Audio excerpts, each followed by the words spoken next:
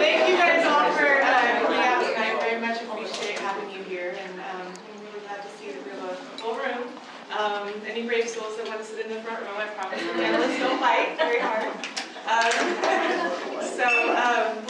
Very glad to have you here. So I'm Heidi Hubbeling. I'm Director of Marketing and Business Development for Stubbs, Alderton, Markiles, as well as the Director of the Preccelerator program.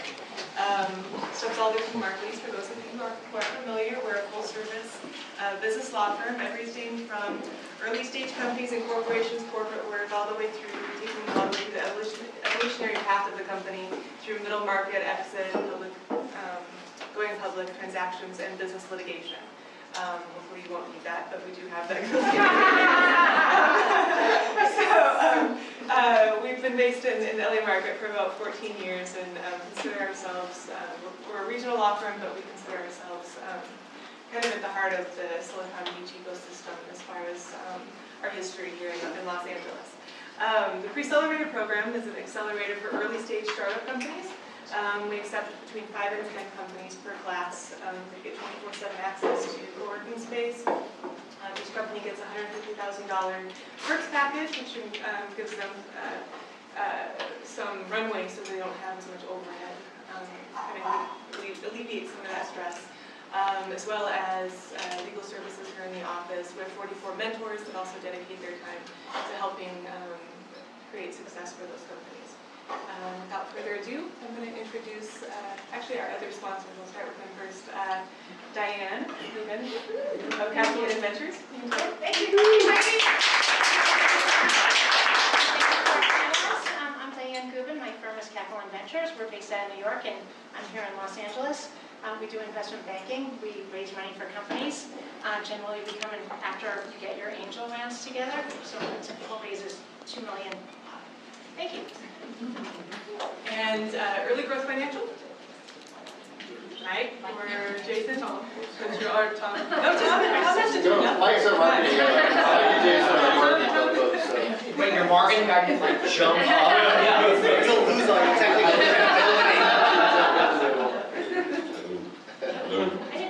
Early Growth Financial Services, we provide outsourced accounting, tax, business valuation services for roughly 18% of the venture-backed startups in the United States.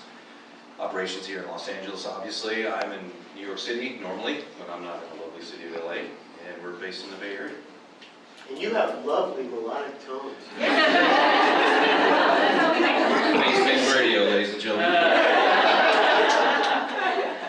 And then I apologize, Len Lonzi from LAVA wasn't able to be here tonight, but I'll tell a little bit about LAVA. The LA Venture Association is a network for entrepreneurs. Originally it was founded as a network for venture capitalists and for angel investors. Now provides services for education, networking, making connections between investors and entrepreneurs. And very much encourage you to become a member. It's a great association. Now, without further ado, I'll hand it over to Delilah.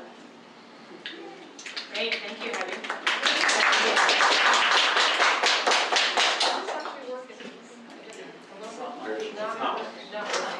A little bit. Do we know how to fix this, Heidi, or no? It's turned all the way up. So. Okay. Well, thank you everybody for coming. This is the episode 2 of the fundraising series that Stubbs Alderton has been put on, and I'm happy to be here moderating again. My name is Delilah Panio, and I'm the founder and chief dasher at Stiletto Dash. And what I do primarily is work with women entrepreneurs on getting them ready to raise capital. So getting them investor ready through some of my consulting services, and about to be launched some online courses on how to get ready for funding and what funding even means and what are the capital options. So for who was here at the first one last month, awesome, thanks for coming back. So the first episode that we did was, we had a great panel on 5 different kinds of capital, and that was a really fun panel to give people some options on what types of capital that are out there and what's actually viable for your business at your stage of development. Today we have a also fun panel. I feel like this is going to be fun, guys.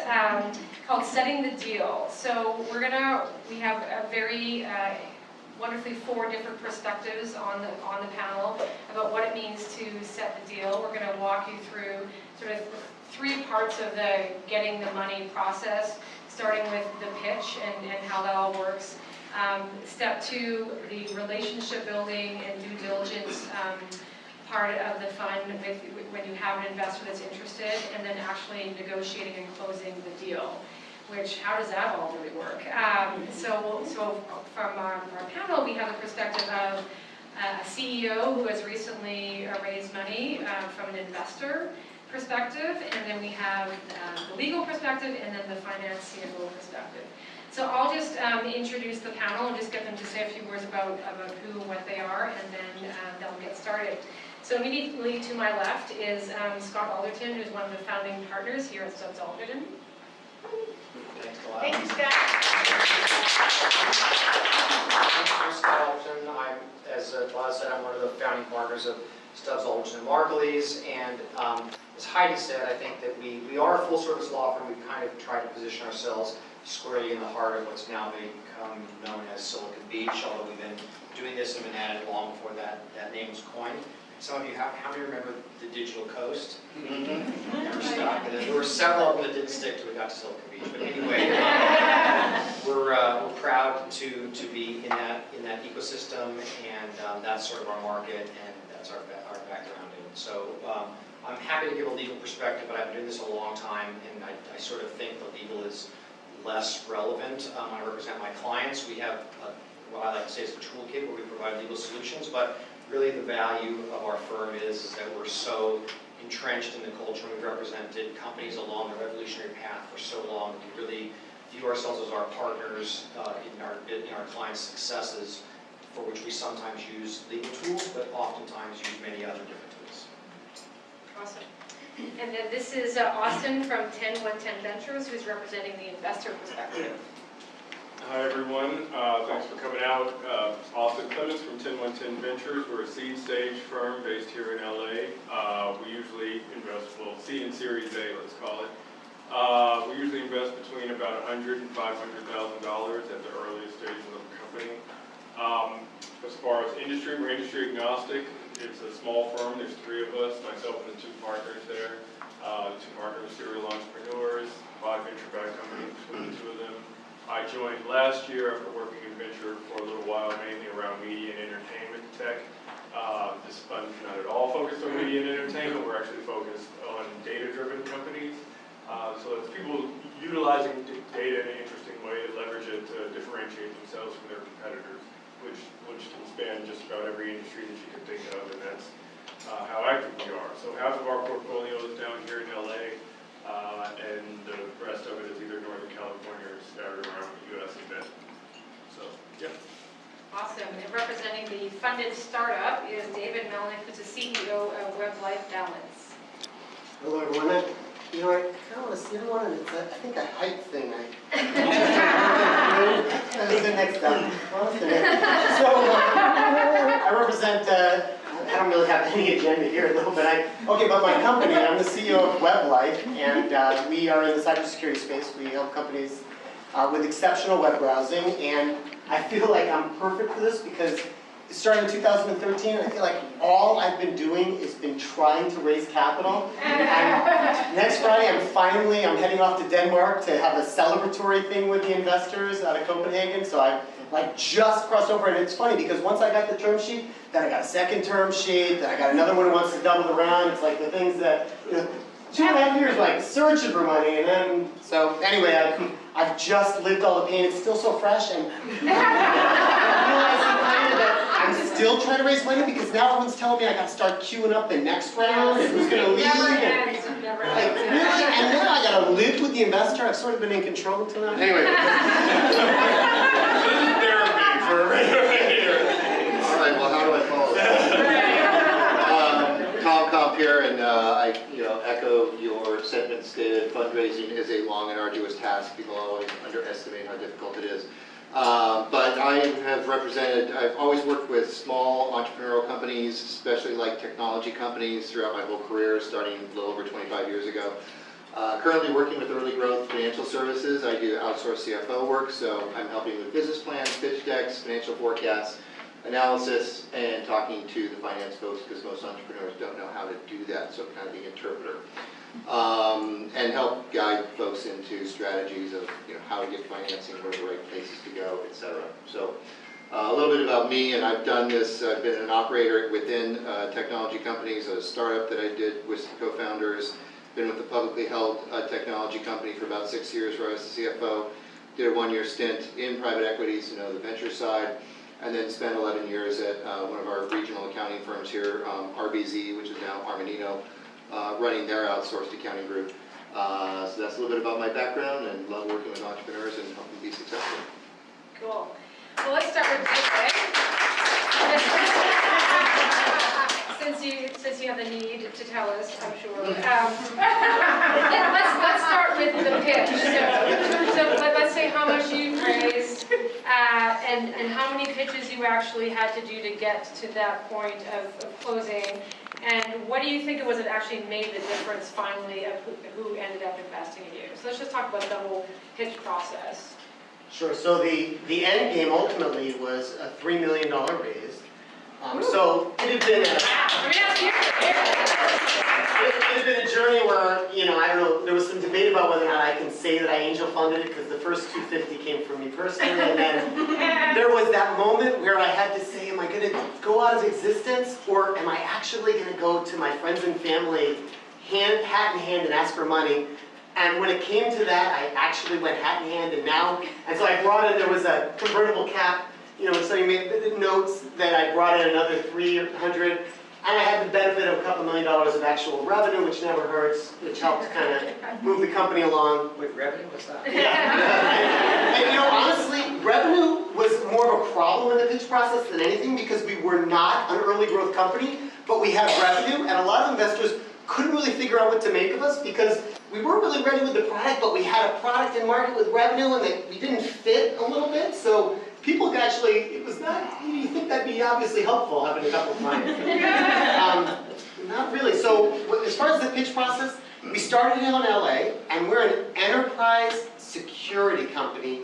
And we found that most people in LA are kind of into consumer digital media stuff. There are a few enterprise, but most of them would ask us questions like, boy, that sales cycle seems long. We'd be like, yeah, it's an enterprise. Anyway, so then we ended up going to the Valley, Silicon Valley area, meeting at first with some of the bigger funds, and then we sort of fell down. You start really going for the great ones, and you get a meeting in a Sequoia, and then you realize, wow, I went from the minors to the majors, and now I gotta sort of step it down like it's up there. Until you're at the family office, saying, dude, just don't. And so to just not become a whole show here, when I finally, because the last question was what made the difference, I think we found the convergence between the investor, the fund's needs, and our needs. So what we did was it's always great the timing of where you are in a fund. We stumbled upon a fund that was just formed early, so it just had a lot of money in the bank, and it had a concept. And this concept was, we're going to take technology that gets incubated in the Nordics, right? Lots of technology comes out of, that Sweden, Norway, so based in Denmark, but we're going to monetize it by moving it over to Silicon Valley. And I think when you're in the Nordics, California, LA, it's all kind of the same. So what we became for them was a way of them telling their story, because by having a first investment in California, it kind of gave legitimacy as they were looking to do their next raise. So they could say, well, look, we've already got our story, right? We incubate stuff in the Nordics, and we can move it to LA. So that need that they had kind of just aligned really nicely with what I'm still, honestly, I'm still not sure they fully understand what we do. Really? I'm going to pause there. I mentioned I don't have the guardrails, I should have had that beer. Let's get Austin's perspective from the investor in terms of, I'm assuming you see a lot of pitches every day, and you probably go to pitch events. Including, by the way, he met with me about a year ago. Decided that, in all fairness, it was an earlier gen of the product, but still. Did he at least have a creative rejection? Were we cordial? Were we nice? Actually, no, David's great. In fact, he still going to beta test the current, yeah. He's one of the small number of people in LA that seem to actually understand what the hell I was talking about. Awesome. Okay, awesome. It's good. From the investor perspective, and you see all these pitches and you go to live pitch events, what really makes the difference of the ones that you end up being even just interested in, that you take it to the next level, to the next meeting? Sure. So I think it's fundamentally a fit, and I think there are people. It's very easy to think, as an entrepreneur, like, okay, I just need capital. You give me the check, I don't, and I'll take care of the rest. But in reality, you really do want people that are interested in businesses that are approaching, that have similar business models as you, similar thematic interests, investors that understand your space or things like that. And the better you target investors, I assure you, the better the fundraising process will be. Doing the homework on the front end will save you a lot of time. I mean, like there are times where I take pitches because I have a close friend who knows me, and they're like, hey, a buddy of mine really wants to sit down and chat with you guys. And from the first one line of what they do, I know that there's no way that we would ever invest in them just because that's not what we invest in. And they think that they could win me over because because it's just that compelling of an opportunity. But like, we fundamentally don't invest in businesses like the ones that they have. And so I think that finding the right investors is just so critical. When you said that, we just don't invest in businesses like the ones that they have. No, not gesturing in any particular direction. It really is. So I think really to get a first meeting, at least make sure that you're targeting the right investors, and then talk to them about why you think that they're the right investors, and it goes a long way. 2 paragraphs to us. If you send me a cold email and say, hey, we met here and I looked at 10-110's portfolio and there were a couple companies that are doing things similar to the one we made, or I know that you invest in data, here's what we're doing with data, then I know that you took the time to kind of understand that we're doing it, so we have a good starting point, and I'm happy to take an initial call from that point. And I think most investors actually operate that way, where they are open if they know that you are actually possibly a good fit for their firm. And what do you think of, what like the worst things or the dumbest things that CEOs do when they're pitching to you? Or assumptions they're making, or like what are like pitfalls to really avoid? I mean, you've got to have some good stories.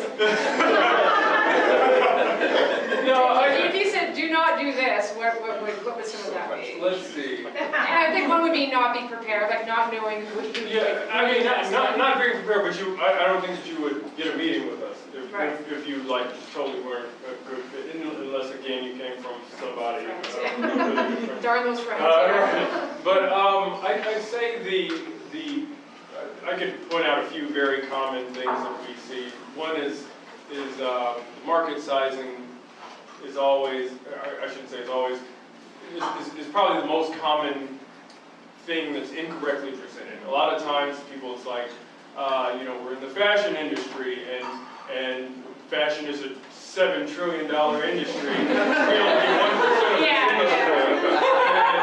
We're all filthy rich, right? And so, and it's just like, but you're not trying to sell all the fashion in the world, right? You're specifically focusing on this one subset to this one customer type. Like, how big is that? And I think for us, it shows a level of like sophistication when you're thinking about your market in very specific terms. So I think that's one of the most common things to avoid. And then product. I think you want to understand again where the investor invests. We rarely invest pre-product. So if you're talking to somebody and you're asking for capital, you're asking us for capital, and you don't have a product yet, but you have this great idea. Again, we're not going to invest. So I'd say the market thing is probably the most common. I could probably run down a list of about 20 things, but that if you can nail that one to really say that you have a really good understanding of your market, I think that it shows. And I think for the audience, like what he's referring to is that TAM, total addressable market. That it's like that slide in the deck that everybody needs, but to Austin's point, like it has to be really clearly defined as the market that you're actually addressing.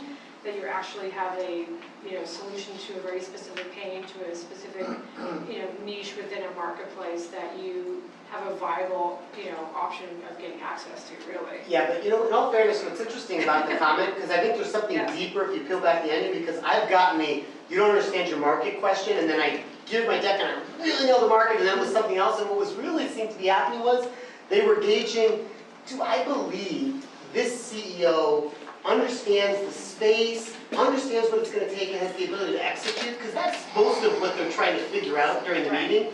And that's just one of those yellow flags that told you, like, he doesn't even understand the market. Yeah. This guy doesn't know what he's doing. He's not going to be able to execute, or this woman. And I think that's sort of, so I fixed the market thing, but I still didn't present like a CEO who knew what the hell he was doing. So it didn't matter that I had a great market study, right? You know what I mean? I would say, I would agree with that there's a, not that you did that.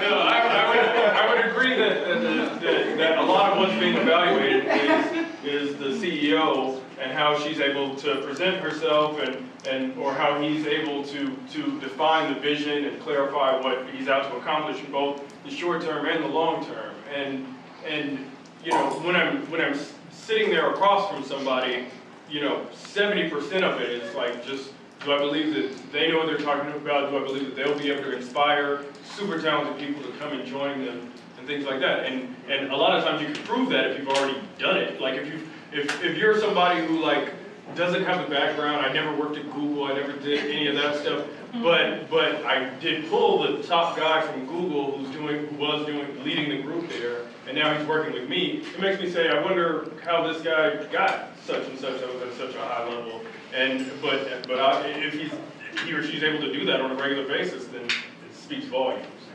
Cool. Scott, I know that you can speak to representing a lot of different perspectives as you work with so many entrepreneurs. And so when you're sitting down with the entrepreneur and they're getting ready to start the fundraising and pitching, and so there's a certain things that they need to have to be investor ready, especially from a legal perspective. So if you could just touch on that for a bit, like do not start fundraising unless you have this. Like what is the corporate structure? Is a house in order, IP? Like what really are the minimum things that you should have in order before you even start pitching for investors? I'll drill down on that, but to Austin and David's point, I just want to make one comment on that. Because I look at a lot of pitch decks, and in addition to just having a legal side ready, I advise early stage clients on what a pitch deck should look like and how you should be presenting yourself. And the fact of the matter is that you can't bullshit your way into an investment, okay? You can't cast the information in a light that's going to somehow change Austin's mind and have him want to invest in you. So you don't want to say things like, we make buttons and the fashion industry is a $70 billion industry. You don't want to do that stuff. That's just a critical mistake. Not all investors will invest in all companies, and not all investors are right for every company. So put your best foot forward and say what you do and how you're going to execute. And if he's not the right investor, guess what? There's 1,000 other investors who you can go talk to who are the right investors. And to Austin's other point, do your homework so that you're not wasting your time sitting in front of people who are never going to invest in you in the first instance. If you are sitting in front of Austin, then then you're investable, okay? Because they don't have the time to burn with a bunch of irrelevant companies. So he's going to do his homework before he even sits with you. So he can make an investment. So when he's sitting with you, now he's looking at things like, is the team right? Can you execute? Do you guys really understand your markets? Issues like that. So that's the main thing. I get a lot of people who come to me and they go, here's my deck, and I read their deck, and they're trying to be cute, and they're trying to cut corners, and they're trying to cast things in a light that makes them look better than they are. It's like, don't do any of that. You're not going to bullshit your way into an investment. Right? Fair point? Absolutely. Okay. Somebody tweet that. It's tweetable right there. Can't bullshit your way into an investment. So from a perspective, if you're really ready to, let me make a nuts and bolts comment, and then let me make a broader comment. If you're really ready to go out and seek investment, you want to make sure that all your ducks are in a row. You want to make sure that you're working with a good, solid advisor on legal. The things that you mentioned, that's sort of like simple stuff. I mean, you want to make sure your corporate house is in order. You want to make sure that you've done your own due diligence on yourself. Like what a lot of people don't understand is they think, well, when I find an investor, then we'll start a diligence process. No, do the diligence process on yourself. Ask your lawyer for the kind of diligence term sheet that an investor is likely to give them. Go through it carefully. Organize all your documents in a data room, for your own sake, so that you know where they all are. You have them all organized. Go through those documents to make sure that things like signatures aren't missing, and there's holes in your minutes, and you don't have the proper corporate documents pulled down and lined up and all that stuff. Not so much because that stuff ultimately needs to get made right, because his lawyer and us, if we're your company counsel, will make sure that stuff's right before they sign. But you're going to blow your opportunity if he doesn't think you're competent. Okay? So these are all things that illustrate that you are a good manager of your business. You are competent. You've got all your ducks in a row. You're ready for him to come perform a diligence on you, or legal diligence. And then the last point I'll make, which is a broader point, is, my partner Joe Stubbs has a really great saying. She says, your souffle only gets to rise once. So make sure you're ready, okay? Make sure that you are ready to sit in front of someone like Austin and present your investment, because if the best thing he's going to, if they're nice, they'll say, well, this is really interesting and everything, but it's a little too early stage for me. That means, keep in touch. Yeah, let's keep in touch. How many times did you hear that, David? They never just say, like, I'm not in touch. Right. So you got to understand that venture investors, even seed investors to a lesser degree, but venture investors are not in the business of betting on whether or not your technology works or can be made to work, or whether you can address a market. They are in the business of taking proven metrics and a proven demand for product or service, and proven metrics on things like adoption and stickiness and use and churn and all that stuff, and saying, okay, if it works in this limited circumstance and these all look really good, we can put our money in and blow it up to this. That's what venture capital is all about. And not all businesses are venture fundable businesses, but make sure that you've done enough, you've raised money from friends and family, you've pushed your product far enough. If you don't have an MVP, and you haven't put it in the market, and you haven't had consumers, whoever the consumers are for your product, react to your product and learn those lessons and done all that, you're not ready for venture capital, because VCs are not going to give you them. You're not going to have a meeting where a VC goes, this is the best damn idea I've ever seen in my life. Let me give you some money to see if you can build the software and see if it works. That's not real. It doesn't happen. But I get people who walk in my office every day and want me to represent them, because that's going to be their pitch. Okay? So be sure you're ready. One way to add to that, I've heard VCs described as lighter fluid. And if you just put lighter fluid on wood, nothing happens. But if you put lighter fluid on fire, then it makes things go big. So that's the one way to your point. Like, I think that a lot of venture investors, especially it's really competitive now. You could start a company for a lot lower cost than you could ever before. So even at the earliest stages, we call ourselves seed investors. And I hear this all the time. People say, I thought you were a seed investor and you're saying I'm too early. Like, this is seed stage, this is the beginning. And I say, I totally understand what you're saying, but the last 100 people that I spoke with way further along than you are. So if you were in my seat, what would you do? Like, they're saying I'm raising a seed deal too. But instead of having just launched an MVP, they have 200,000 users or whatever other metrics that they have that are all in place and tightened up. And so naturally, when it comes, because we're already talking, I'm already saying that you're in the wheelhouse of the type of thing that we do. Now you're not only are we evaluating you, we're evaluating you relative to the other opportunities that we have. Tom, so 2 words that put the fear of God into every entrepreneur, which is financial model. What is that? What do you really need if you're doing, let's say, a seed round, or if you're doing a Series A? Like, what is a financial model? What is it, first of all? And how sophisticated does it need to be when you're in the fundraising process? Yeah, great question. So financial models, financiers look at them and throw them out the window. No, in my experience, no one can predict what's going to happen a year, 2 years, 3 years down the road. So I think the really important things to capture, and it goes to some of the panel's points, is validating what is your customer acquisition cost, what is your conversion or adoption rate, what is your price point to your customer, and being able to defend those basic assumptions, because, as Scott said, once you've got those metrics, then a VC or an angel will put money in because they know they can scale it. So the less of those elements that you know for sure, the more risk there is in the deal. So when I'm building financial models, I want to make it look reasonable. We got to look at the market. We're not doing a top-down where we're saying we're going to capture 1%. We're going to map out a roadmap to get there by going with some, if you don't already have your customer acquisition costs down, going with some reasonable assumptions based on other benchmarks that are out there. Same thing with conversion percentages and churn and things like that. So those are the real things I focus on with the model, and try to make those assumptions very simple and easy to understand, make the model easy to understand, and at least give people an idea of, this is a viable business, here's our assumptions, here's what we think we can do. The more money we put in, the quicker we can scale it, the quicker it can grow. If you're getting less money, it's not going to scale as quickly. So that's where you don't have visibility of where it can go in 3 to 5 years. But those are all variables that if you build a good model, you can change those assumptions very rapidly and come up with different scenarios. And then on top of that, that's going to give you an idea of how much cash you're going to need to raise to execute before you break even, what your valuation may look like at an exit, and what the company would be valued at currently. So those are the elements that I put together in the model, and that's what entrepreneurs should be considering. And don't be naive, because that's exactly what the investor will do, is change your... Any investor who's going to invest in you is going to create their own financial model of your business, okay?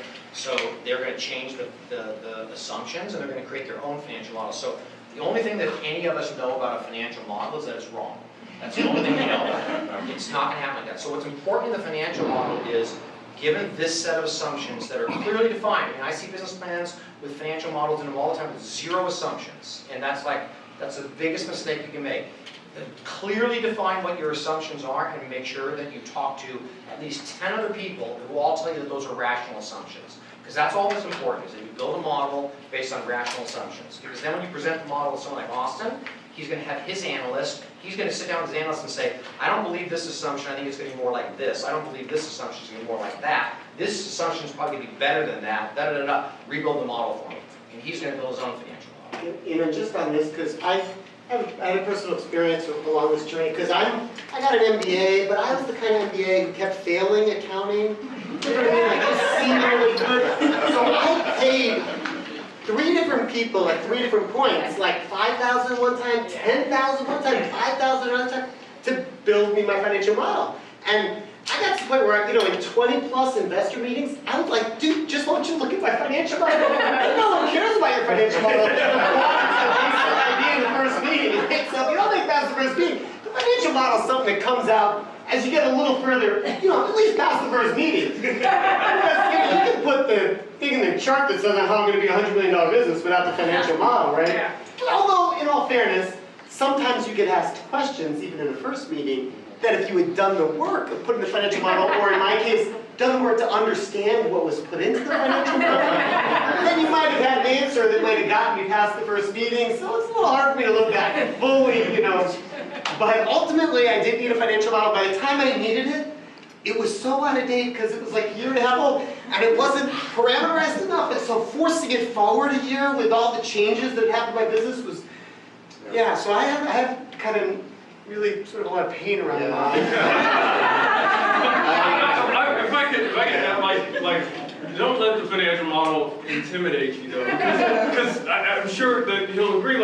What your financial model is supposed to be is all the stuff that you have in your head already and all your plans, but just quantifying it, into assumptions. It's the journey. It's the journey of thinking it through, and after you've thought it through, that's when you quantify it. And for me, I don't know that I've ever spent more than 3 to 4 minutes looking at someone's financial model that they sent me. And the only, no, but which is why we're going to say what it is that I absolutely value. We've never made an investment where we didn't look at the financial model. But what we're looking for is very specific, exactly what you said. To the point, we want to understand the assumptions about here are the things that you're caring about. Here are the things that you think are the key drivers of your business. here's when you think you're going to start monetizing, here's how much money you think you're going to make in a couple of years. You know, like if I've received financial models back that say in 2020 we'll be making, you know, we'll be making $7 million a year, and I'm like, okay, well that's probably not for us because of the scale of what they were trying to get to. And so, you know, I mean, it's all of these things that it's like it doesn't take an MBA to like go, that's how I did look at it. It doesn't take an MBA to go back and like, and figure out. It's just like, okay, I want to understand how you're thinking about the business. I want to understand what sort of metrics and targets you expect to get to. And also, I've seen this even with our portfolio companies after we've invested, like really just do get intimidated by the concept of putting together a financial model. In fact, they've worked with one of our portfolio companies, I don't even know if you know that, but they've worked with one of our portfolio companies to help them like think through some of the assumptions that they've had and put out good work to show like, you know, this is what you're saying to me, this is how you view the business, and here we're just quantifying it for you. And isn't this one of the tests, though, really, if you're doing it as a CEO, that he or she really does understand their industry and their business, and specifically understands the key performance metrics relevant to their business, because they're not the same for every industry, obviously, and you want to go into an investor meeting showing that, yeah, of course, we don't know what the numbers are going to be, but you understand how your company, what the key metrics are, what the valuation will be based on, what growth will be based on. So it's really, I think it's also a test of the CEO that they actually know enough of their business. The numbers are going to be wrong, but that they know which numbers. It becomes a quantitative exercise through which to look at how you think you're going to be able to grow the business. So, for example, right, you know, there's a certain number of salespeople that get modeled into that to close a certain number of clients over a certain period of time. And it's pretty easy, to your point, to glance at that and say, oh, they don't have any idea what it takes to execute a sales, you know, effort. Yeah. And you know what I mean? So, and that's just one example of a view you could take of it, right? There's a number when you look at profitability, right? Wow, they don't have any idea if they're going to make any money ultimately, even if they sell this thing. Right? You know what I mean? So I mean, I value what I got out of the exercise, despite the pain. Yeah. Well, and that's like, to me, that's the biggest value you get out of it, is because every time I sit down with a entrepreneur to do a model, we end up talking about strategy.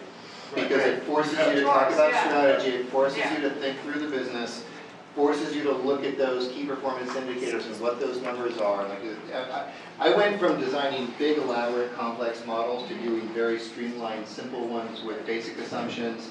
And I can do them very rapidly. It wouldn't cost you $5,000 more. But they, you know, they do exactly what we're talking about here. It forces the people to think through their business, and then when you do have the opportunity to sit in front of someone and pitch them, you know what you're talking about because you've thought it through. You've thought through the strategy, and you've got at least some kind of, if you're not hard data, you've got some reasonable assumptions based on other empirical data. Well, and the problem doesn't go away, because now that I've got an investor, he says, well, you know, why don't you give me a monthly report? I'd like to see your budget and a variance look. We can do like monthly meetings, maybe bi-monthly, but you know what I mean? So now I've got to have a model that's actually real, right? Which is the same exercise, and I'm still... And so to further emphasize about being right, like again, if you say that at the end of the year, or end of next year, you plan to make 10 million and not 12 million, like that makes no difference to me. But like, what I'm trying to understand is the relative scale. Like, at the end of next year, is it going to be you're not making any money, or you're going to make 100,000, and you plan on making 100 million? Like, those are like the order of magnitude is really what I'm evaluating, and then again, do all the things match up? If you have 2 salespeople that are going to somehow, you know, sell $100 million worth of things in the next year, like, I think that's unrealistic. So. Yeah, or you're in an enterprise software business and you say, I'm going to have this much incremental revenue in 12 months, and the guy you're sitting in front of does enterprise software companies all day long, and he knows it's an 18-month sales cycle. So guess what? You just demonstrated to him that you don't know, you have any idea about your own business. Yeah. Right? Yeah. All right, well, this has been awesome. Let's move on to part 2. So now you have an investor who's interested. You've actually got past the first meeting. You've actually shared more information, and so now you're in this sort of relationship building and due diligence sort of phase. It's sort of like where the fun begins. It's like the dating. So David, when you were starting to work with the main investors that were coming in, what did you do as a CEO to make sure that they were actually a fit for you in terms of what your goals are? Like, did you do your background checks on them? Did you like talk to other companies that they had invested in? Did you have any process to make sure they were the right fit for you? And then what most surprised you about the due diligence process that they were putting you through?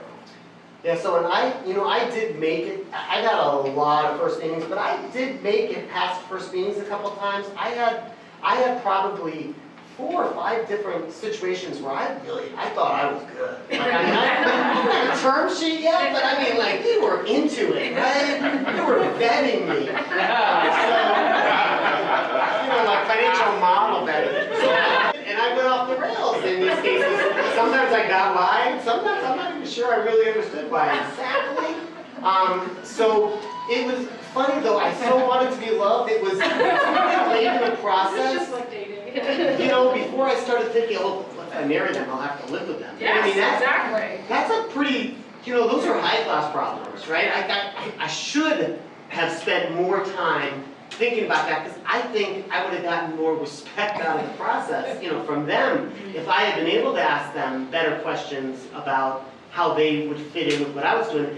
It seemed like, and this was a mentoring person that almost, I had to look a little bit more like I was interviewing them. Yeah. Because the more I look like, I just want your money, the more they said, there's got to be something wrong with this situation, right? Like, if he doesn't have 2 or 3 other people chasing him, maybe I need to take a closer look. And I think, so I don't mean to say it's about salesmanship and positioning yourself like you don't need the money, but there was something about being ready to let it go and making sure that it was important enough to me to have someone I could live with. Of course, yeah. That I think might have kept a couple of those earlier things on track. I mean, ultimately, I think in the one where I won, I was pickier. I did, ironically, I had what I thought were other really good options that ultimately kind of evaporated on me, but I thought I had them, and I think just thinking I had them may have somehow changed how I managed the process, because in my mind, I was evaluating whether or not they were a fit, and how they would be. So when I looked at what was a fit for me, it became, oh my God, they're going to be on the board, and I'd still control the board, but they're going to ask me, I have to talk to them. So are they, it wasn't just will I survive it, but it was like, well, talking to them bring me anything? Yeah. So like my investor that I have now, I really admire. He's a real sales guy. And he's the kind of sales guy that's holding me accountable. I'm really not. I'm outgoing, but I'm not. I'm the guy that makes great introductions at the bar and will walk up to anybody, but I never go home with anyone. The sales guy isn't really the one that's out of the gate there. The sales guy is the one that actually goes home with somebody. So he's a great sales guy, and every time I talk to him, he's challenging me about, reality checking, how I'm selling, how I'm monetizing, and so that kind of stuff was really valuable to me.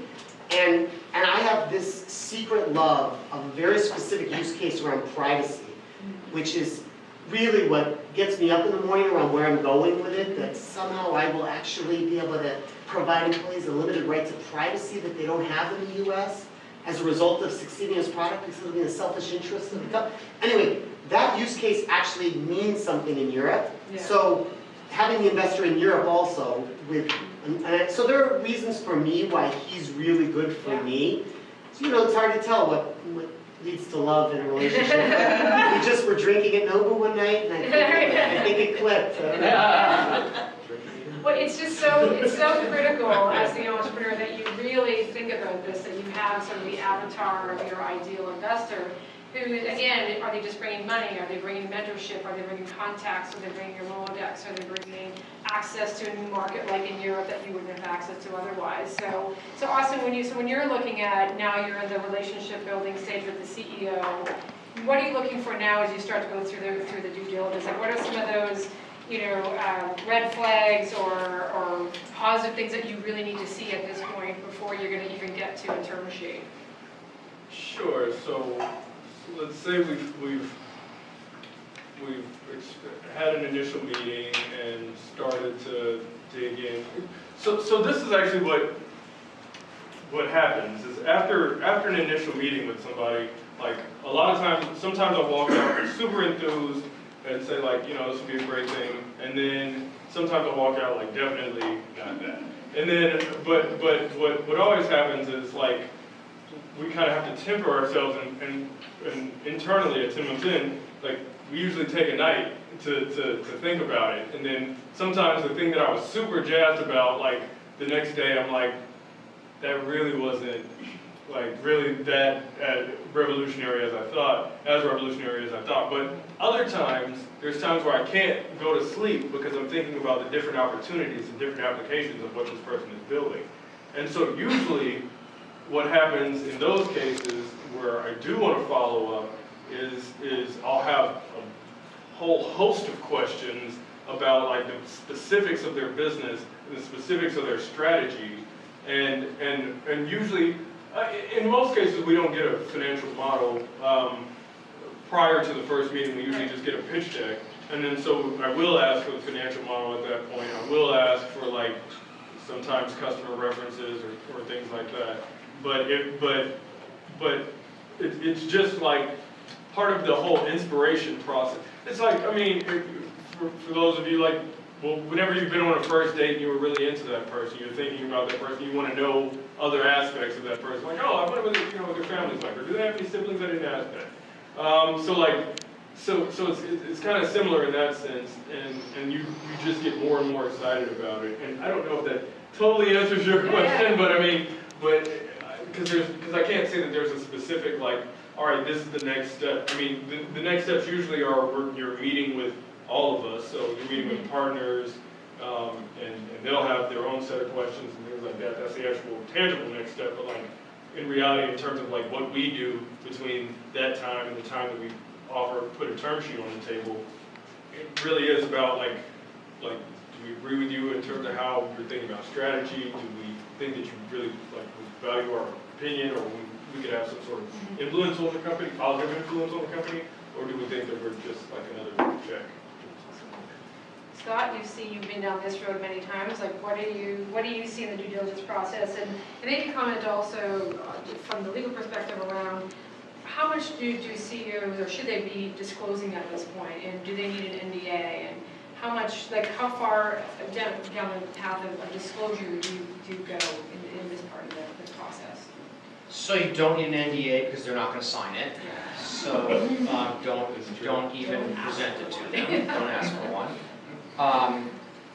Again, you know, so the process is a funnel, right? And so at the beginning of the funnel, you're starting off basically with your pitch book, which should have no confidential information in it. You know, you can have trends and your models and stuff like that, but you shouldn't ever have your secret sauce in your pitch deck.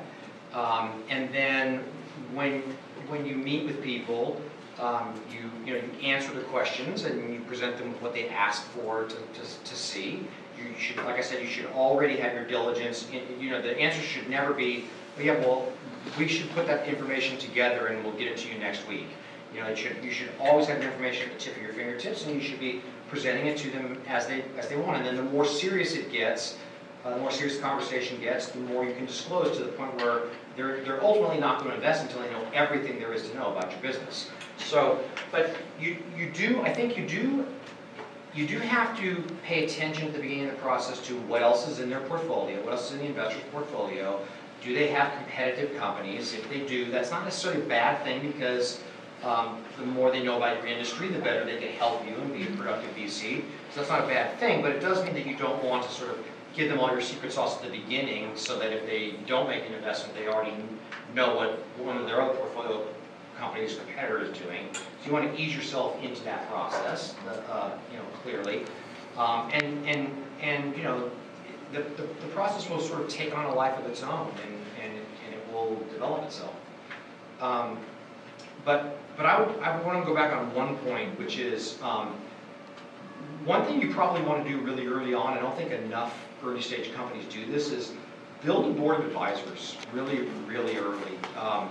There's lots of people in your industry who would love to help you out for far less than you think, like for nothing practically, or for a very small piece of equity because they just feel like they're making a contribution. So when you're an early stage company, like we've been having these conversations about assumptions in your financial model. Well, how do I know what assumptions to put in my financial model?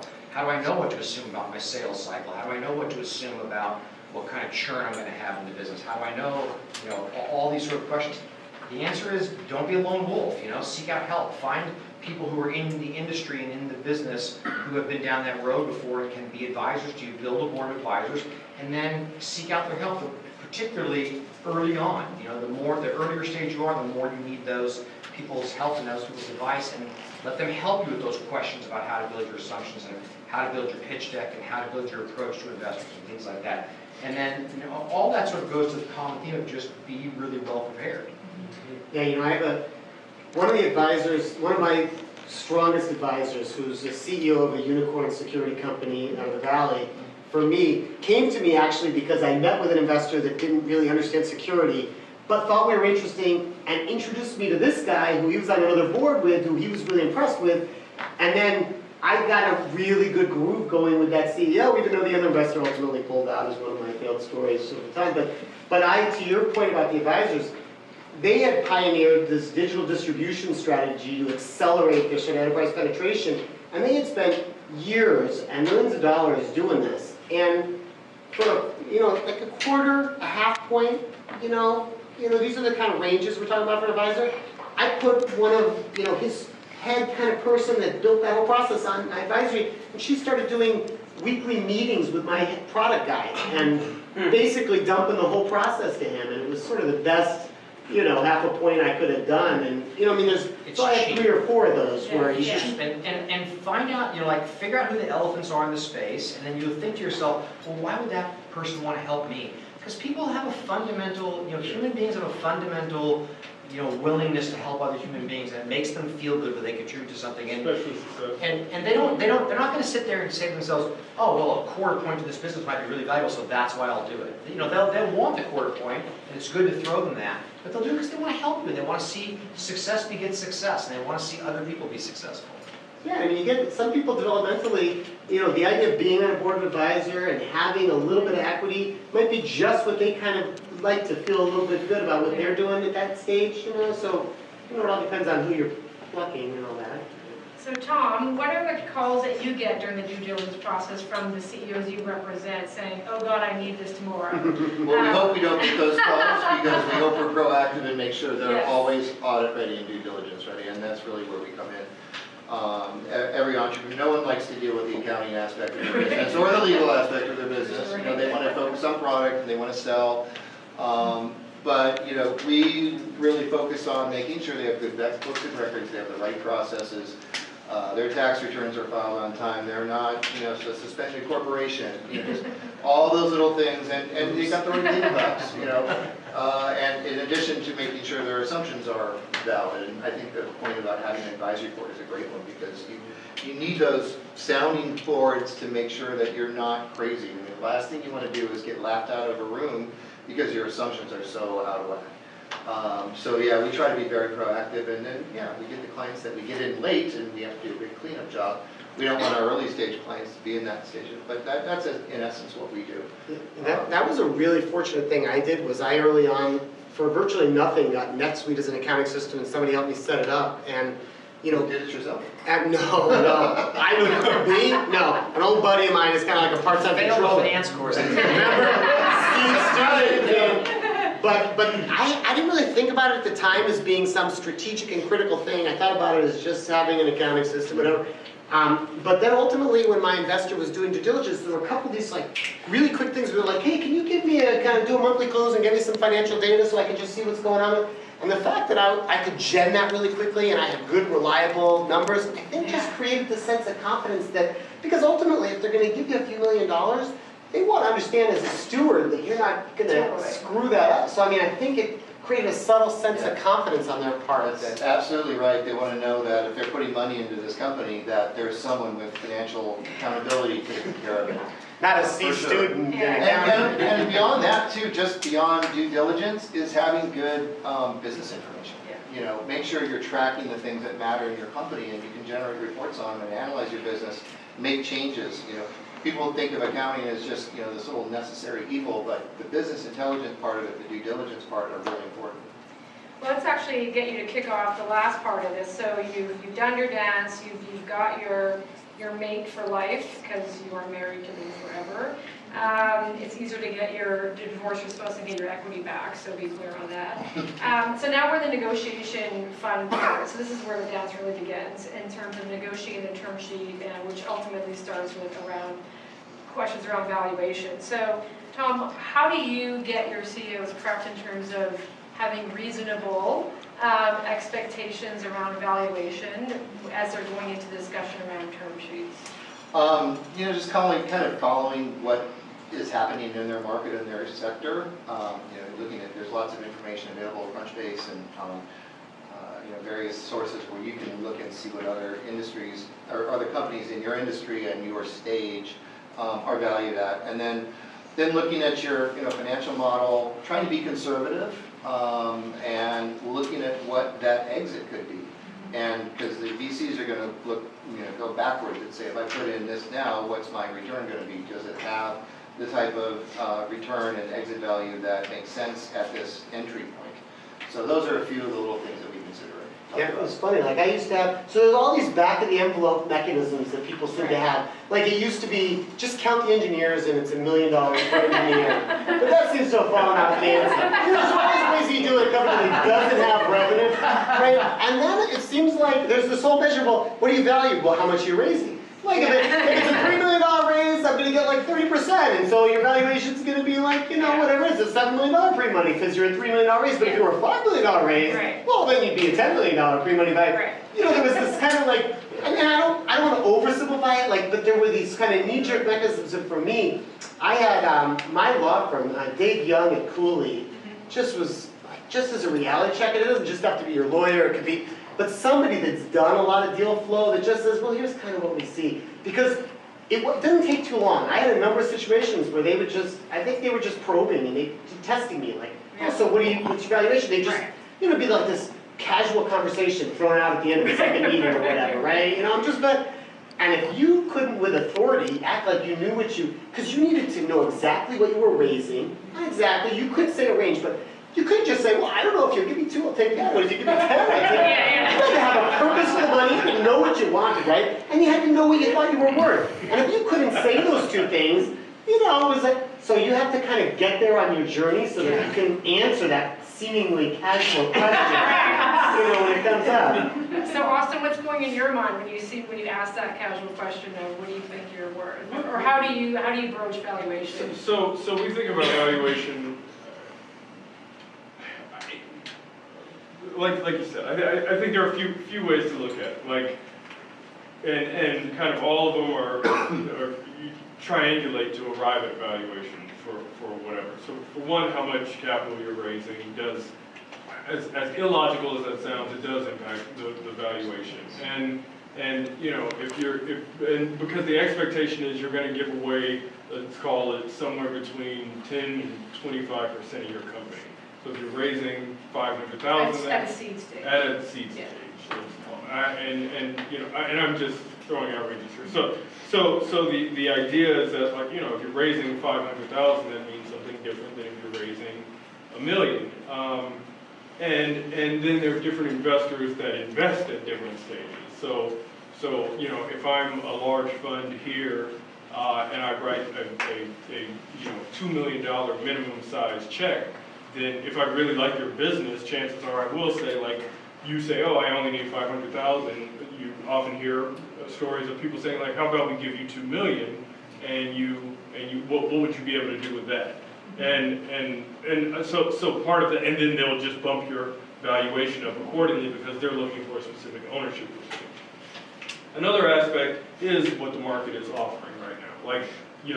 Attorneys, because they see deals all the time, they can give you a great idea of what other people are asking, or for that matter, more specifically, what other people are getting. So that's a key distinction. And the answer is a lot less than they were a year ago. And but so I think that those are two aspects. One, how much you're raising.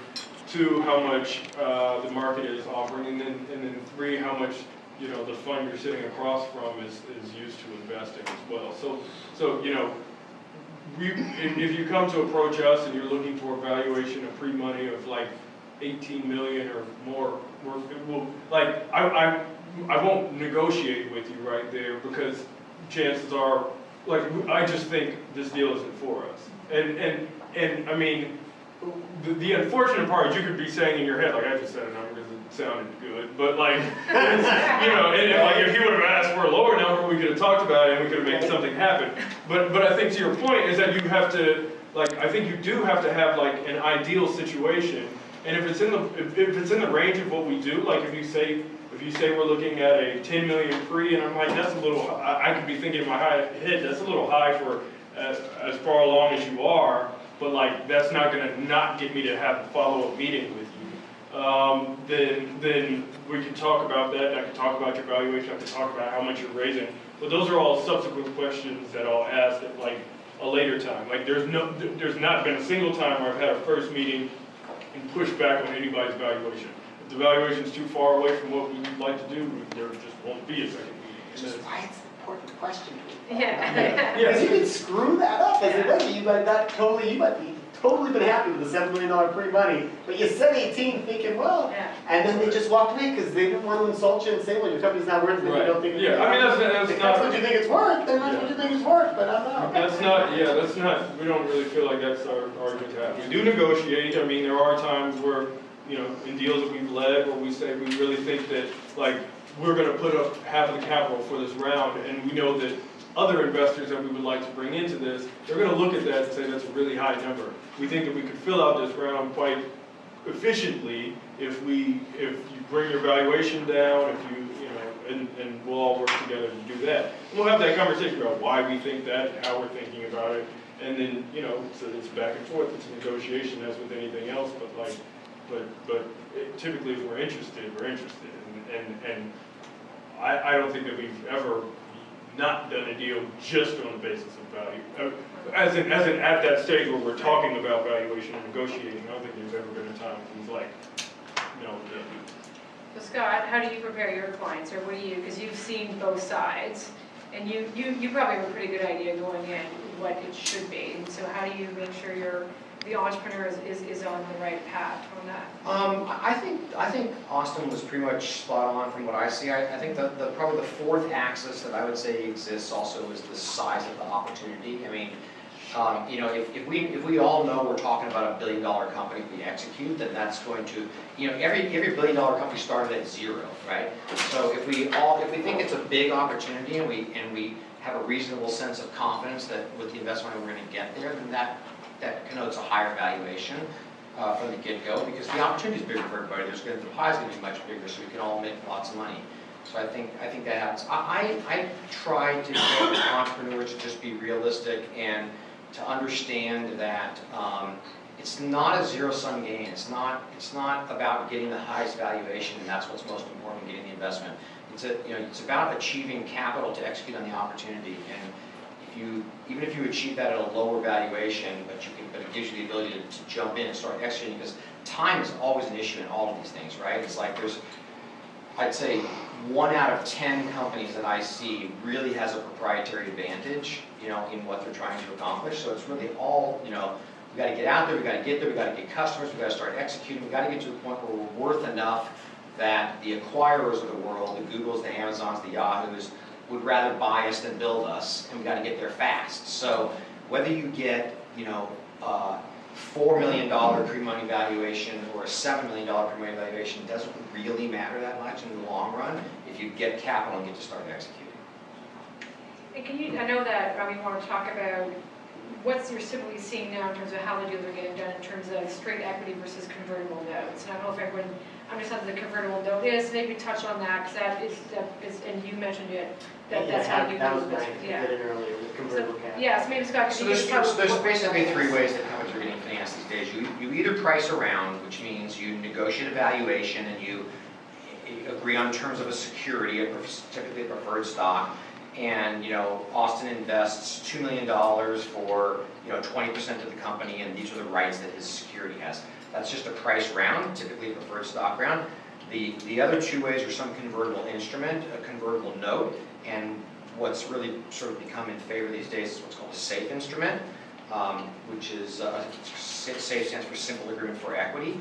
So the difference between a convertible note and a SAFE instrument is just simply one is equity and one is debt, and I'll explain the differences between those in a second, but they principally work like this. You don't negotiate a valuation. You just say, we don't have any basis to negotiate a valuation. We don't have customers, we don't have revenue, we don't know how much of the market we're going to capture, we don't know any of that stuff, but yet he likes my business and he wants to invest. So give me your $500,000 and we'll price it when we do the next round of financing, when we go out and raise the $2 or $3 million and do negotiate a value.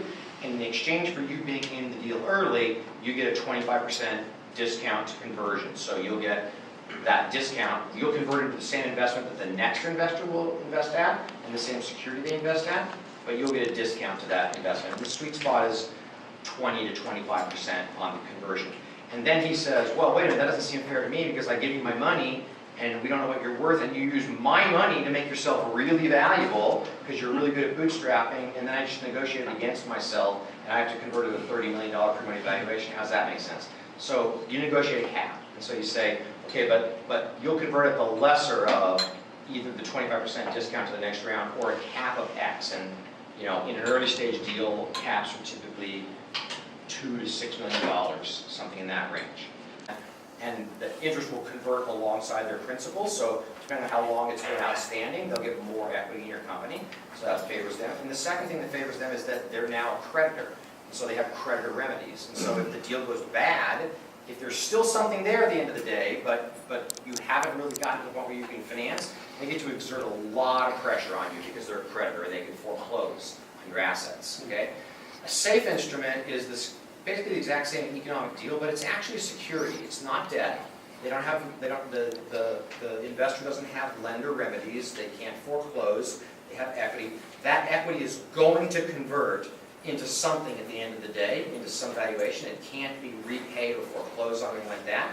So typically, it will convert at a price round, or it'll convert at a cap, or it'll convert at a cap at some future date if you haven't gotten to a price round. And oftentimes you see two caps in those kinds of deals. It'll convert at a $6 million cap if you convert into equity, but if you don't raise the next round, it'll convert at a $4 million cap on such and such a date, typically a year, 18 months, or 2 years out, something like that. And that's more favorable to the company because they can't be pressured at the end of the day by their investor forcing them to do something that they don't want to do, because circumstances change and you don't know where you're going to be in a year or 18 months. So those are the two principles, those are the ways deals are typically structured. So I think we'll open it up to questions now, because we've had a lot of conversation, and I'm not sure in terms of timing of hiding this. Oh, we do, okay, so we have time for some questions, and then I can always ask one too, so, yes, go ahead. So this is primarily to Austin. So if you throw out what do you value your company at, is it reasonable for the entrepreneur to come back and say, well, what level of ownership are you looking for? Because that's a factor. It is a factor.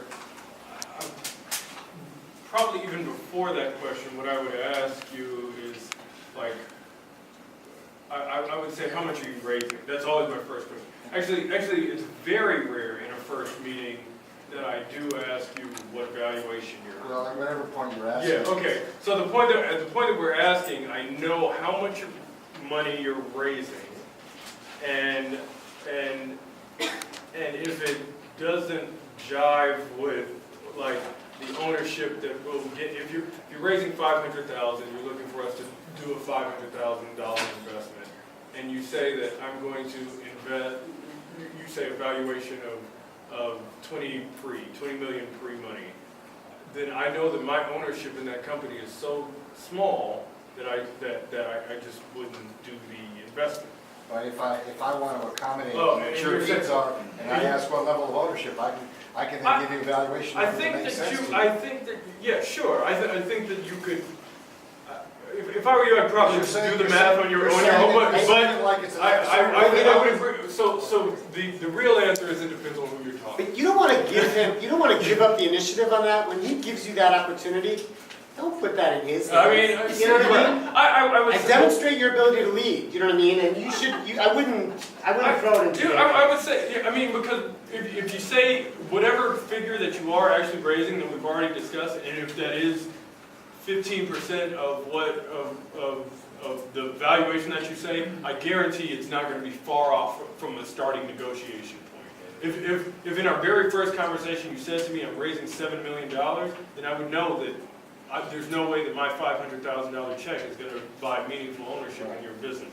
So I think like if you use that rule of thumb of like a starting point, then that'll be fine. In terms of you asking, if you ask 10-1-10, all of us are founders and entrepreneurs before, so we've been on the other side, so we probably would give you I'd probably tell you the same thing, like, oh, you're probably worth about this much. If you have some other venture firms that are like better, harder negotiators, then they would say, oh, you're probably worth about maybe twice of what you're raising, and we'll get 33% of your company. And that's just so I wouldn't leave it in someone else's hands, because if you don't know that person or how hard they negotiate, then. So Mark, I've told you this before, and I tell my clients, when you throw a number out there, someone's got to throw a number out there, right? And when you throw a number out there, be prepared for it, and why are you worth that? You better be able to answer that question. And by the way, that's kind of like the financial model. There's no right or wrong answer to that question, but the answer can't be, because, you better be able to answer that question just like this. And the answer to that question is along those like 4 lines that we talked about. Like you could say, well, I'm in this industry. Here are 3 other companies that are doing something fairly similar. In their seed round, they've raised X amount of dollars. I'm assuming that their value. People don't publicly usually say their valuations, but you say I assume that they probably gave up between about 10 and 20% in their company. So they're probably valued around there. I think that we have a stronger team than they do, so I'm kind of placing a premium on that. That's fine. I'm not expecting you to say at that point, like, well, in month 8 we're going to make $854,000, and so that's why I'm doing this discount at 32%. Like that, just so long, especially at the earlier stages, like you just kind of you'll ballpark it, and then. He doesn't have to agree with any of that, but to David's point, you got to show some leadership in that discussion, and you got to say, I'm looking for an $8 million company valuation. Why are you worth that? Well, I'm worth that because look what we've done so far. Look what we put in place already. Look how big our market opportunity is. These are what our competitors are doing, and they're getting these valuations, but they're not even doing this the right way. We're doing this the right way. We're going to be worth more than they're worth. If we all do this and execute together, we can exit at this kind of a multiple, and at that valuation, you'll do fine, I'll do fine, my employees will do fine. You got to have those answers right at the tip of your tongue. Yeah. And I would say, the other really important thing is not like the valuation. The valuation is going to be important, and that's going to be a negotiation, which I think everyone's done a good job pointing out. But what is the raise? What is the use of proceeds? What are you raising that money for, and where is it going to get you? That's what you got to really know that, because that ties into your strategy and your milestones, and those are super, super important going to your next round and then ultimately exiting. So you can talk about valuations, but you really got to know what you're raising and what it's for. I'd throw in the mix there. Scott, you mentioned minutes. Does any startup really come to you with minutes? Do you make it up? Do you have to teach people how to have board meetings with minutes? Well, it depends. Yes to the last question, but it depends on what stage a company comes to me at. I mean, I see a lot of companies with no history at all, and we actually have a startup package for when we take in a virtual startup that doesn't have a formed entity, hasn't done any of that sort of stuff. We have a package that we charge a fixed fee for around all that, and we construct all of that. But the fact of the matter is that if you've got any sort of history or rubber under the road, you should sit down and you should think about what you've done, what's the materiality of what you've done, anything that you have done in the business that is extraordinary, and by extraordinary I don't mean like wow, I mean like out of the ordinary course of business. You ought to have some documentation that your board of directors, even if it's you're the board, okay? It's a corporate formality. You need to have some documentation of what it is you've done, that the board has considered it, and that the board's approved it. So like you don't enter into an office lease every day. If you have office space, you ought to have a board resolution or board minutes that approve that office lease, because that's out of the ordinary course of business transaction. So can you backdate that if somebody has? Backdating is such a bad word. People wear orange jumpsuits when What's they the backdate. legal?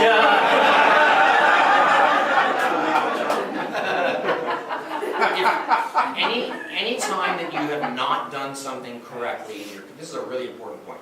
Anytime that you have not done something correctly in your company's past, it can almost always be corrected, but you correct it as of a current date, and you fix whatever the ramifications are for having done it late. Like you ratify it, or if now maybe you need somebody's consent that you wouldn't have needed if you'd done it originally, you have to get their consent.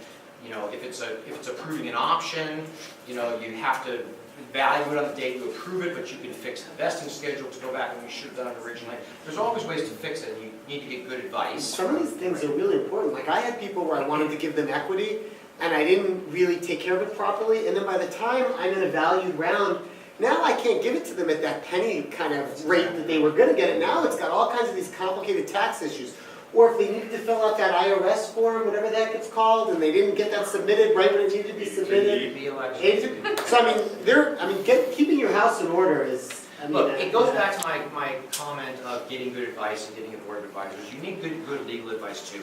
And if what you're working on is compelling, you will attract good legal advice, even if you're really early stage and you can't afford to pay them. Okay?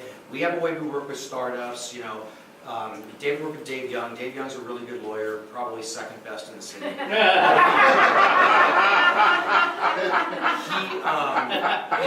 He's adept at working with startups. You know, you're not going to go find like some real estate lawyer and have him work with you because he doesn't know what he's doing. But if they're in the game, if they work Kevin with DeBray is my attorney. I was more asking for the audience. But yeah, I mean that's the point. Is that it's like don't bury your head in the sand. Address all these things. Get the right advice and get the right answer. You kind of skipped over that. I want to reemphasize. Your cousin that's a real estate lawyer. Or LegalZoom. You're not downloading up on Google like your share I agreements. don't even know why LegalZoom exists. That was one of the best things I did was to sort of get, you know, and I had to sell myself to, they had to buy into the idea that I was worth an investment of their time at the early stage, but, their advice, it's not just that I got clean, I have some clean paperwork. I mean, just being able to ask them a simple question, is this kind of how it's done? Yeah. I mean, was invaluable during the process. So from the advisor perspective, they were one of my key advisors. Questions over here?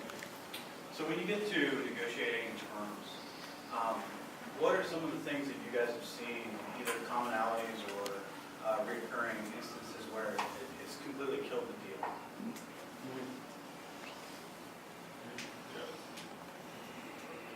Well, you start from common ground. I mean, nobody reinvents the wheel when they do investments. Depending upon whether it's a price round, you're going to follow, what are called the NVCA terms, National Venture Capital Association terms. If it's a safe investment, everybody has slightly different sets of documents, but they all sort of follow the same path. Same with a convertible note. So there's a lot of commonality around it, so the terms aren't really very hard to get to. And if you've done a good job of what we've been talking about for the last hour or so, if you built a good relationship with the investor, if you've gone through a good diligence process, if they're the right investors and there's a good meaningful rapport between, you'll figure all this stuff out. Let me give you an example, like from my perspective. Like, if you're a guy that's been in control or a woman that's been in control of his entity and really all that, and now you're about to share control, there were things that I had the good fortune that my investor threw a bunch of this stuff in the term sheet, meaning they brought out the discussion early, so it wasn't like comments coming back from my docs as we're trying to finalize the deal, right? Some of the comments were like, well, I want you to not make any strategic hire decisions until the board's reviewed and concurred on that. So even though he wanted to have a say in strategic hires, or, there were a couple other things like that he brought up early, right at the term sheet stage, where he said, you need to understand, this is what I expect you to bring to the board and to involve me in. And so it's expectation management, but some of those if you're used to being in control of everything, that can be hard for them, I think. I would also say that, like, the only things at a previous firm that I worked with, there was a guy that had a great idea, brilliant guy, we were about to invest in his company, and he wouldn't give preferred stock to the investors. And for us, that's basically unheard of. And so there are a lot of things that maybe we take for granted in terms of killing deals. I rarely see that happen that late in really at the point where people are negotiating. I mean, if people don't agree on price, they just won't agree on price. But I think that what happens is usually it would be something that's like so far off because the investor thinks about it and it's plain vanilla to the investor, but it's some new information to the entrepreneur.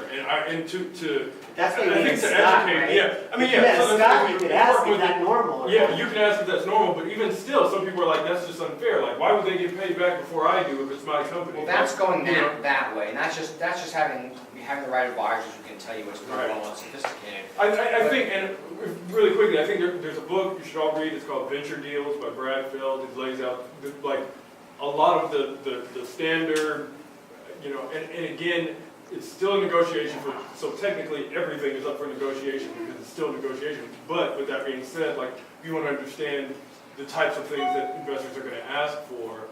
You know, if it's your first time hearing it, something might catch you off guard, and you know, whether you have somebody advising you saying that's normal, but if it still rubs you the wrong way, it rubs you the wrong way. But just the number one, to answer your question directly, the number one thing that kills deals is surprises.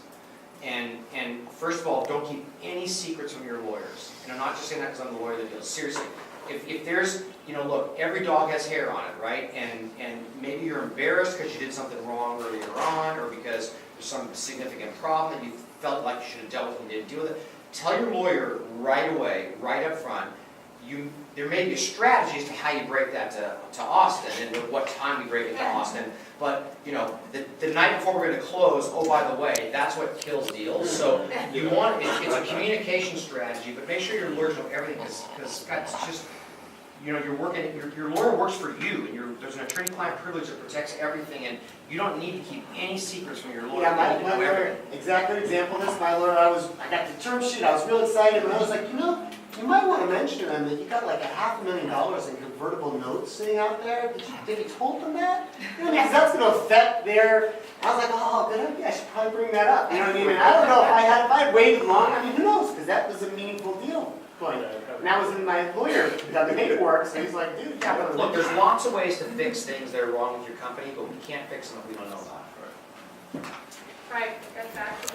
Yeah, so which side typically approaches the topic of convertible notes and safes? Is that something an entrepreneur keeps in their back pocket when they're searching for investment, or does that typically come up in a discussion with a specific investor? Usually when people approach us, I'd say 85% of the time, I don't know why I picked that very specific number. 85% of the time when people are talking to us, they usually have made a decision. In the first thing, I say, how much are you raising? And you say, oh, we're thinking about raising a $750,000 safe. So I usually hear that, I kind of expect to hear that in some rationale as to why you're doing it. And really the rationale is totally acceptable. It's like, you know, it's a smaller amount, so we think it would be quicker to do a safe or convertible note or something. And I've never had that argument. And can change. I mean, I've represented clients that say that. They say we're raising a $750,000 round safe, and the investor comes along and says, we really like to price our rounds. How about we, you know, what would the cap be on the safe? $4 million. Okay, why don't we just price a round for $750,000 at $4 million? I mean, that issue is never going to, you know, affect the deal. Yeah, you. Hi, thank you so much for sharing so many useful insights, especially because I'm trying to do my due diligence early before I get further along. My question is, after the deal, what kinds of indicators really make an investor want to come back for the next round? That's a good question, and we usually would like to set that with you know, right at the beginning in terms of like what your priorities are. I guess the way that I think about it is slightly different, because usually our key indication to following on is if there's a new lead. And so what I almost view as like a 90% of my job is that, yet another specific percentage of my job. 90% of my job is to get you from a seed round to a Series A. So like, I think about things, we sit down after we invest and we say, all right, what's the story, that's literally one of the first conversations we have after a done deal. What's the story that you're gonna be pitching Series A investors with a year from now? And how do we get there? And a lot of times you'll say the story, I'll say, that's a terrible story, and we need to refine that. And so we'll work on refining the story, we'll work on refining like what kind of metrics of what's realistic or what's gonna target. And then that basically acts as both a strategic map and financial map for what you're gonna do over that time. And if we're able to successfully raise with a new lead, then we always reserve for follow-on. Because would you say a lot of the time that if you're in on a seed or a Series A, you might already know going in that if this makes it to a Series B, I'm not going to be the lead. I'll participate, but It's not maybe, it's like you should understand that there are different generals for different wars. So every fund operates sort of the same way. Every fund has, they have a size of the fund, they allocate a portion of their fund for primary investment, and they allocate a portion of their fund for follow-on investment. So if Austin puts $500,000 into your company, he's going to allocate money to put more money in round two, but the money he puts in round two is going to be to keep his pro rata. If he's at 6% of your company, he wants to put in enough in the next round to stay at 6%. But he's not, but if you're wildly successful and now you're out raising $15 million, he's not the guy putting $15 million into your next round. That's going to be a Series A investor. And then when you get later stage, the person who puts in $40 million to do an IPO is not the same fund that put in the $15 million, although they'll put in a little more to stay at their pro rata. That's just sort of the way it works. One more question? No questions. Awesome. Thanks, guys.